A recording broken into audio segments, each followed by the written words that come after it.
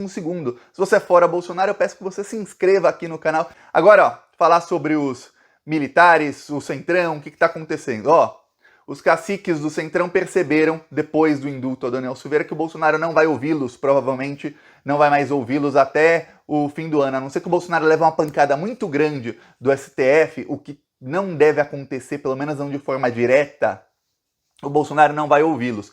Pior, eles perceberam que o Bolsonaro está fazendo uma coisa que, olha, qualquer um que já leu o livro de história sabe disso.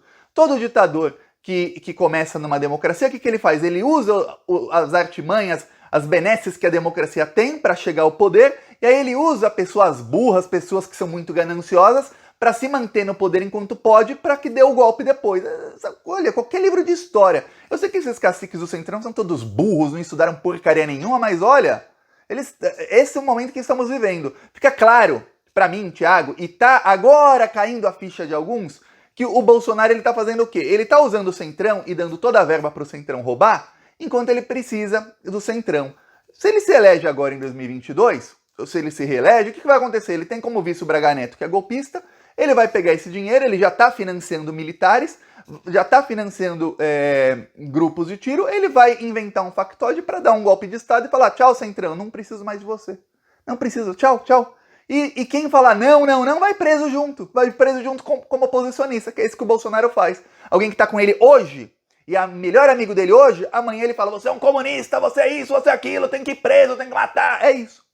Assim como ele fez com tantos ex-aliados. E o pessoal do Centrão até então, eles estavam cegos por tanto dinheiro que eles estão roubando. Eu vou repetir.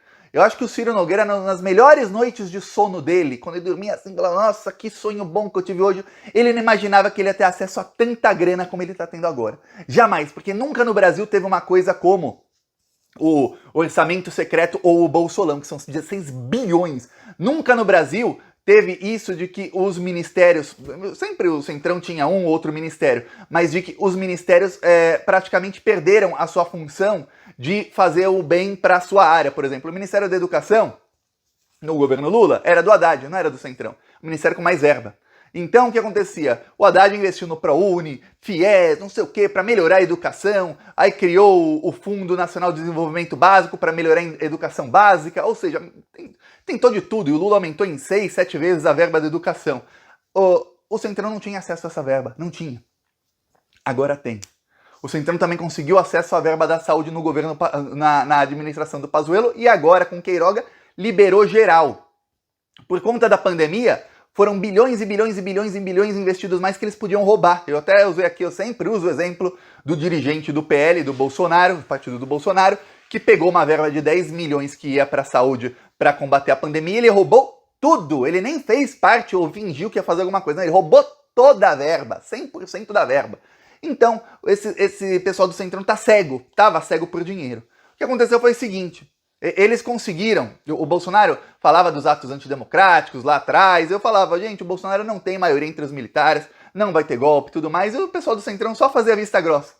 Eles avalizavam, ou seja, eles deixavam o Bolsonaro fazer, e o silêncio é praticamente uma assinatura de que estão concordando com o que ele fazia, deixava o Bolsonaro fazer o que fosse, e até tentavam minimizar, por quê? Porque eles estavam roubando muito dinheiro público. É o que aconteceu. Aconteceu que no final o Bolsonaro sempre ouvia o Centrão e falava: realmente, desculpa, realmente vocês têm razão, eu estava errado, aí pedia desculpa, não sei o quê, ok. Aí agora o que aconteceu? O Bolsonaro voltou a escalar as tensões e voltou a ignorar Arthur Lira, a ignorar Ciro Nogueira, a ignorar Valdemar da Costa Neto, voltou a ignorar todo mundo do Centrão. E esse pessoal falou: opa, peraí, tem coisa errada. O Bolsonaro, quando ele se cerca desse pessoal, ele muda de tom conosco do Centrão. Então, os caciques do Centrão começaram a enviar para a esquerda, via interlocutores que também são do Centrão, mas que estão com Lula, recados de que, a gente pode pular do barco do Bolsonaro antes da eleição, mas não é uma coisa simples. Não dá para o Ciro Nogueira, Arthur Lira falar: estamos agora contra você, Bolsonaro. Que aí o Bolsonaro, ele se cerca mais ainda desses generais golpistas, e a chance dele tentar dar o golpe de Estado aumenta 10 vezes. E a chance dele pegar todo esse dinheiro público, que hoje está indo para o bolso dos bandidos do Centrão, e colocar no bolso dos bandidos militares, é muito grande. Então, parte do que o Centrão pensa é o seguinte: é melhor a gente ainda ter controle da verba e ficar aqui no governo Bolsonaro, e tentar moderar o governo Bolsonaro quanto a gente pode ir pular do barco na véspera da eleição, ou até mesmo depois da eleição, mas com os adversários já sabendo que não estamos com ele, do que a gente ficar investindo no Bolsonaro para ele se reeleger. Por quê? Porque o Bolsonaro, ele vai querer... hoje não se sabe mais. Eu falei isso faz 2 semanas. Olha, a chance do Braga Neto não ser vice do Bolsonaro é muito grande e ele vai acabar escolhendo a Damares para ganhar a eleição. Mas hoje tem gente na cúpula do Centrão, dos caciques do Centrão, que pensa o seguinte: o Bolsonaro não tá pensando num vice mais para ganhar a eleição. Ele tá com o general aqui, ó, todo dia no ouvido dele. Ele tá pensando em vice para dar golpe de Estado. Por quê? Porque eles já sabem o dia 2 de outubro à noite, quando sair o resultado do primeiro turno da eleição. Ganhando o Lula no primeiro turno ou não, o Bolsonaro vai criar um caos no Brasil e vai tentar, se tiver segundo turno, cancelar segundo turno e vai tentar dar o golpe de Estado e vai tentar comprar apoio dos militares e tudo mais. Muita gente diz, como o Gilmar Mendes, que o Bolsonaro não tem chance nenhuma de fazer isso, até porque ele tem apoio de alguns militares, não tem apoio de todos, vai ser um problema muito grande, mas é uma ruptura institucional, é uma coisa que não seria melhor que não acontecesse. Então a situação ficou bem delicada para os líderes do Centrão, mas finalmente a coisa boa é que caiu a ficha deles. Enquanto isso, o Lula começou a articular com outra parte do Centrão, que é uma parte do Centrão que jamais deixou de ser amiga do Lula. Inclusive, durante o golpe, alguns foram golpistas, mas eles eram contra a Dilma e não contra o Lula, que são caciques de alguns partidos. O Lula começou a articular com eles para tentar contato com gente do Centrão que está com o Bolsonaro. Mas agora não se sabe em que pé isso está, até porque são conversas de bastidores. Não sabe em que pé isso está. O que acontece é o seguinte: o Bolsonaro, ele não esconde mais em Brasília que ele não vai aceitar o resultado da eleição caso ele perca. Ele não esconde mais. Ele já começou a falar isso pra gente que ele não falava antes. Antes ele falava isso em grupos pequenos. E falava isso no discurso. Só que lembre-se de uma coisa: o que o Bolsonaro fala no discurso para todo mundo, na frente das câmeras, é uma coisa. O que ele fala para os aliados, não é o que ele pensa geralmente. O que ele fala para os aliados, que é pro gado. O discurso que ele fala nas câmeras é pro gado.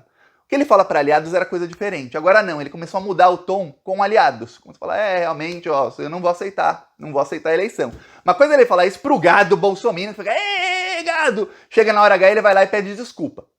Outra coisa é ele começar a falar para os aliados. Aliados ficam assim, opa, peraí, como assim não vai aceitar? Você é maluco? O que está acontecendo?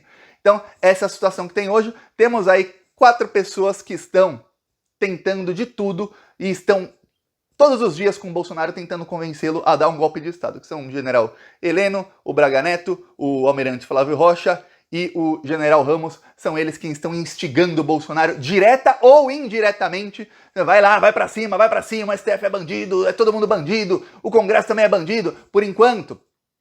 e eles criticam também o Congresso, mas por enquanto não há críticas públicas do Bolsonaro ao Congresso porque ele está junto com o pessoal do Congresso Federal. Mas, a partir do momento em que não estiverem mais juntos, vai haver, assim como tinha, críticas do Bolsonaro ao Rodrigo Maia todos os dias. O Rodrigo Maia tinha um plano de derrubar o Bolsonaro, que era um plano diferente, que deu completamente errado por pura sede de poder do próprio Rodrigo Maia. Muita gente, inclusive eu, culpo o Rodrigo Maia por não ter dado andamento a processos de impeachment do Bolsonaro. A desculpa dele era a seguinte: olha, eu ia dar andamento ao processo de impeachment, o Bolsonaro ia comprar os votos, o processo de impeachment ia ser rejeitado, o Bolsonaro ia sair politicamente 10 vezes mais forte, e eu, como presidente da Câmara dos Deputados, ia ficar desmoralizado. A tentativa do Rodrigo Maia era o quê? Era a cassação da chapa do Bolsonaro, uma eleição indireta. O Rodrigo Maia, ou um aliado, mas no caso ele se tornaria presidente por 90 dias até convocar eleições indiretas, e ele ganharia. E ele seria o presidente ou algum aliado dele. Em Serrinha, Rio Grande do Norte, aqui, ó. Peraí, esse carro...